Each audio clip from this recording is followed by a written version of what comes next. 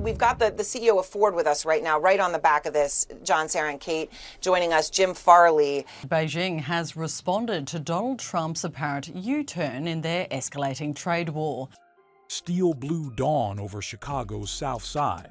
Inside a plant big enough to house a small town, conveyor belts are motionless, forklifts parked like abandoned toys. On May 17th, Ford Motor Company, brand new Broncos stacked in silence, hit the big red stop button. Overnight, America's oldest car builder became the first high-profile casualty of a tariff war nobody thought would get this far. Thousands of paychecks evaporated before breakfast, and a single, brutal number explained why: 25%. Only 8 weeks earlier, the White House stamped a Section 232 order on every passenger car, SUV, and powertrain that crossed the border. 25% at the port if it wasn't born and bred on U.S. soil. What began as a warning shot in January flared into law on March 1st, 2025, rocking every product planning spreadsheet from Dearborn to Nagoya. Executives begged for delay. Lobbyists traded frantic midnight emails. But at dawn on March 2nd, the rules were live. Scanners at Laredo and Windsor humming with fresh code that tagged foreign value like toxic waste. For Ford, whose edge-to-edge supply chain zigzags 3 nations, the maths were murderous. A U.S. $1.5 billion body blow baked into 2025 earnings before the first Explorer even left its bay. The public heard bold talk, fairest fight in decades. Ford's CEO Jim Farley smiled for cameras. But on Capitol Hill, he admitted the levies could blow a hole through domestic assembly runs. Suppliers called it cost and chaos. And on shop floors, rumor turned to certainty. Something ugly was crawling our way. The explosion landed first in Chicago. That plant cranked out America's family hauler, the Explorer, and its luxury twin, the Aviator. By noon, the place sounded like a church. The same chill swept west to Wayne, Michigan. Bronco frames hung half-finished, Ranger beds, bare metal. Inside 24 hours, management texted night shift crews, stay home until further notice. HR will call. 20,000 shifts vaporized in a week. The domino didn't stop at the Blue Oval. GM slashed a truck program, quietly trucking tooling back from Saltillo to Fort Wayne. Stellantis flicked the lights off at its Toluca SUV lines, then idled Windsor stamping for a month. Nissan deleted U.S. orders for Mexican-built SUVs. Toyota slowed rail cars. Honda tacked an ugly surcharge onto window stickers. Each move carved another notch in the supply web that held North American auto together. Tariffs don't just tax, they tangle. The modern car is a 30,000-piece jigsaw scattered across 3 borders and 2 oceans. A Michigan-cast engine block might host bearings from Ontario, pistons from Nuevo Leon, and chips that flew freight from Shenzhen. Multiply that by millions and you get a ballet that only works when customs lanes stay clear. Now, picture 25% slapped on that bearing, that piston, that microcontroller. Then picture China firing back with 125% duty on every F-150 Lightning it sees, while Europe eyes similar ammunition. Overnight, supply contracts written in calm times turned radioactive. Cargo insurers yanked coverage. Bankers demanded tariff escalator clauses in every invoice. Within a month, import costs on common components soared 30%.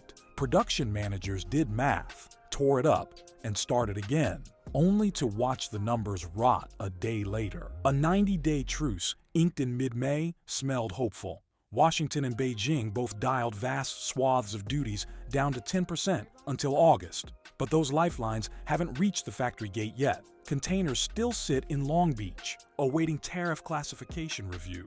And the backlog stretches clear to July. When uncertainty stalks Wall Street, rumor fills the gap. In early April, a sensational blog post claimed Ford would ship every last assembly robot to Hawaii, turn the island chain into an ocean-ringed megafactory.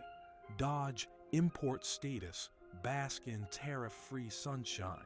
The story broke viral speed records, drew triumphant tweets from tariff supporters, and even found airtime on late-night cable before fact-checkers crushed it. Still, the click mill proved a point.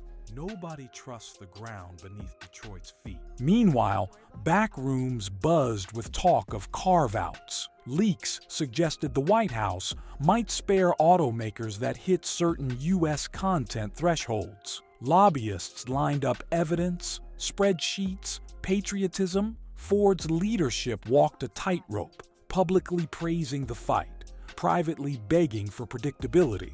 Each rumor lifted shares 10 points in the morning, then dropped them 20 by the close. Beyond boardrooms, layoffs sliced through towns built around second-shift pay.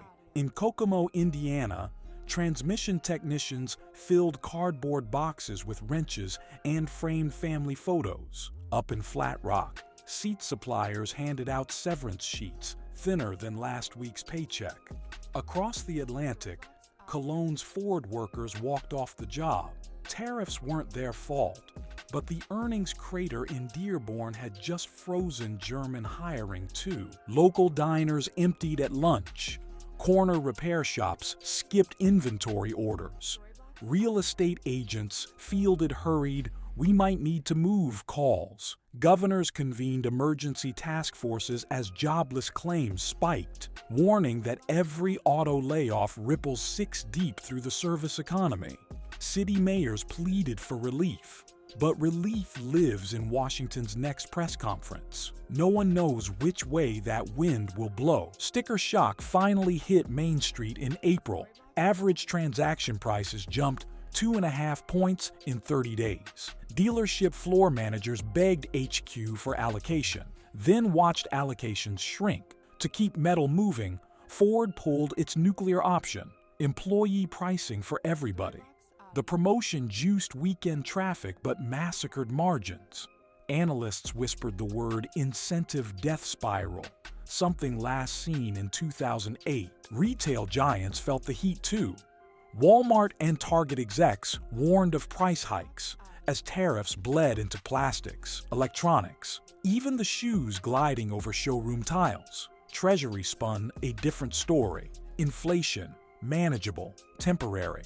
Yet consumers see only the checkout total, and that total grows by the week. Scenario A, tariffs dig in. Automakers yank tooling stateside, costs soar. But in 5 years, a leaner, pricier, U.S.-anchored ecosystem stands tall if customers can afford the cars. Scenario B, the truce holds and expands. Duties retreat to single digits. Factories restart across borders.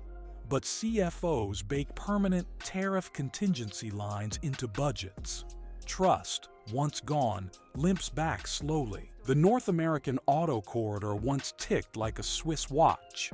3 flags punching out 10 million vehicles a year.